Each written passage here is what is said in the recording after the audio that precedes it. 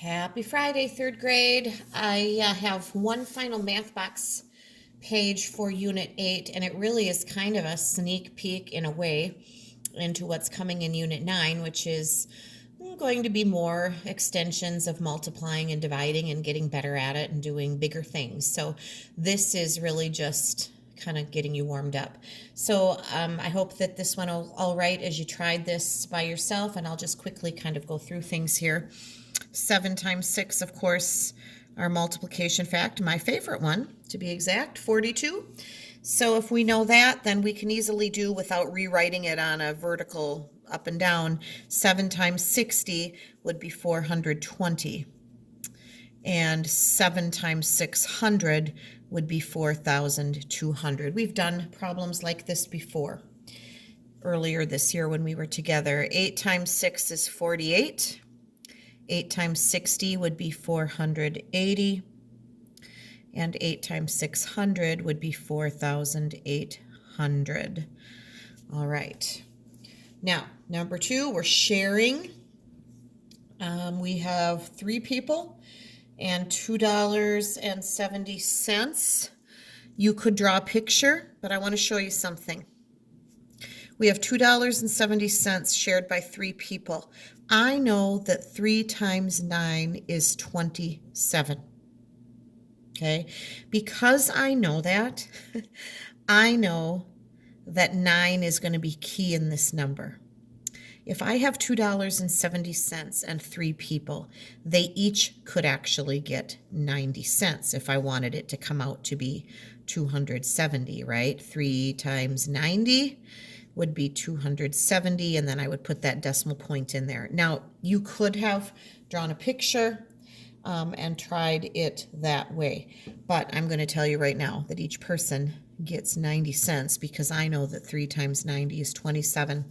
And I'm just telling you, use whatever you can use to simplify things. And if you know your multiplication facts, those things should start jumping out at you.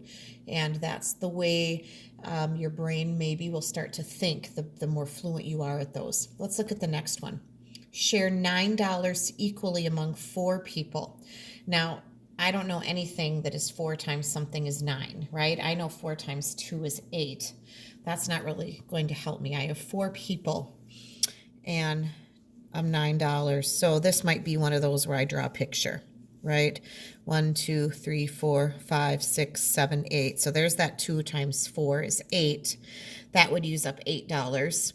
Everybody gets $2, but there's $1 left, isn't there? And there are 4 people. Well, if there are 4 people sharing $1, we've talked about this before, they could each get 25 cents. So everybody would get $2.25 is the way I would think about that one. We'll be doing more with division as we move into the final weeks here. So I know that I do a lot of drawing pictures, and some parents are probably wondering, what is the exact method? And we're going to get into that. But right now I'm still trying to build that understanding of what it means to share. Dividing is sharing, and we want to make sure you understand what it means. All right, 30 is 10 times as much as 3. 10 times 3 is 30. 500 is how many times as much as 5? Well, 5 times 100 would get you to 500. Something is 100 times as much as 80. Well, 80 times 100. 8 times 1 would be 8. And then there's 1, 2, 3 zeros there. 8,000 is 100 times as much as 80. 40,000 is 1,000 times as much as simply 40. 4 times 1 would be 4. And then 1, 2, 3, 4 zeros would get you, this is your big number, just like this was your big number. All right, 6 coats, 4 buttons per coat. How many buttons in all? Could draw a picture, might take a while. What kind of number model could we make? We're multiplying here. You have 6 coats, 4 buttons. You have sets of buttons. You have 6 sets of 4. So 6 times 4. And by now, you should be able to tell me that that would be 24. We're making an array. Little reminder, a 4 by 7 array. So we would want to go down 4 and over 7. 1, 2, 3, 4, 5, 6, 7. And we do that 4 times. That's going to be 4 times 7. And that would be 28. 4 times 7 is 28. What used to take us so long to figure out should be hopefully popping into pretty easy now. We've done a lot of work on this year. And I know that some of you have caught on more quickly. Some of you did the memorization faster. If you're still struggling with that, the good news is you can keep practicing it.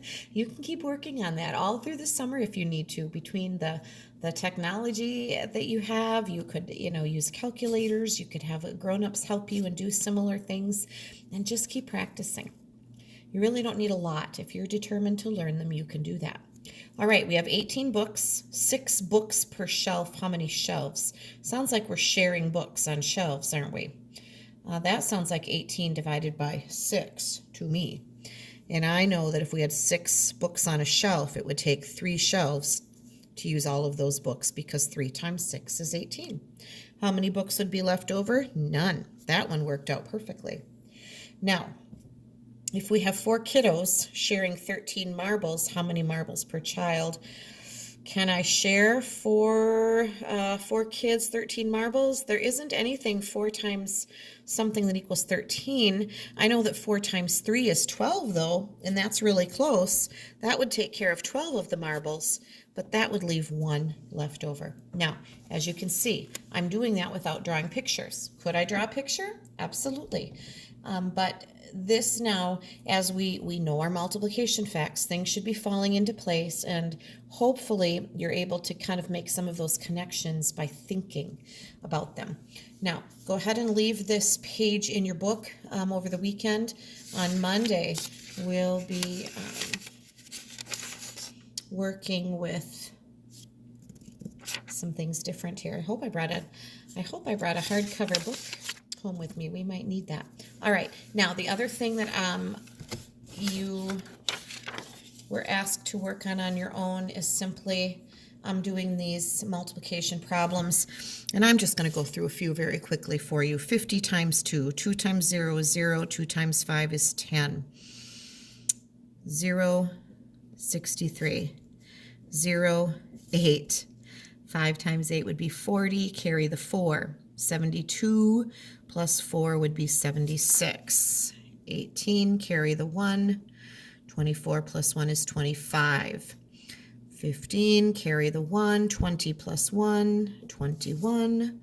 16, 40 plus 1, 41. You can see how quickly you can do those when you know those facts in your head. 8 times 9 is 72. Put the 2 down, carry the 7. 9 times 6 is 54. Plus 7 would actually get us to 61, wouldn't it?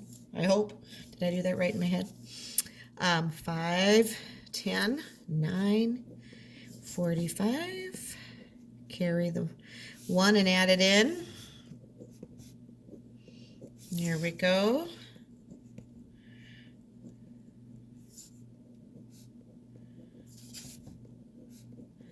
There, I did the whole page, and it took me, what, a minute? A minute, maybe less than 2 minutes. So you know those facts, your math gets fast. If you don't know those facts, you're going to have to stop and figure them out. And that is the difference right now between being able to do a page like this in a minute or two, or struggling with it for a long time. And that is why, since the early in 3rd grade, we talked about how important it is just to get those facts memorized, because that was easy for me. And that is probably getting pretty easy for many of you. Let me know if you think that's easy or if it took you a long time to do. So I would be interested in hearing that.